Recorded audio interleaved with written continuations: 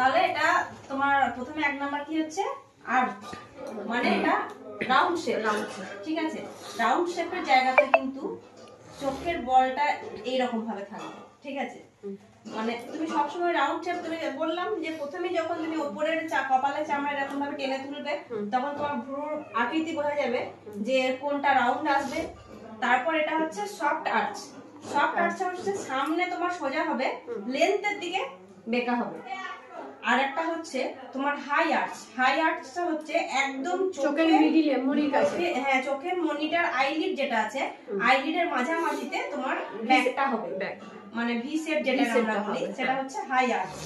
আর একটা হচ্ছে মানে সি শেপ। সি শেপটা হচ্ছে এরকমই, মানে সামনেরটা তোমার সোজা হবে, লেন্থের দিকে একটু বেঁকা হবে।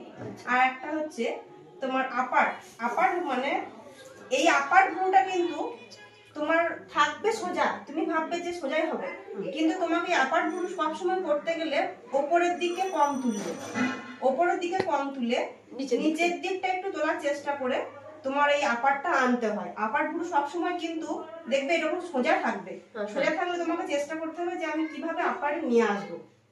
তাহলে তুমি, আমি যেটা প্রসেস তোমাকে দেখিয়ে দিয়েছি, যে ভ্রুটা তুমি বুঝতে পারবে না, সেটা কপালের এই জায়গাটা ধরে যখনই টান দেবে তখনই ভ্রুটা আর্চ আসবে না, রাউন্ড আসবে না, তোমার ভি শেপ আসবে না, সি শেপ আসবে না, আপার আসবে, তোমার বোঝা যাবে। তাই তো?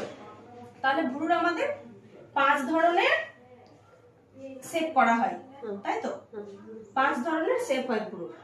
এবার যাদের ভ্রু ধরো পুরোটাই তোমার সোজা বা খুব কম, তাদের তো আমরা করতে পারবো না।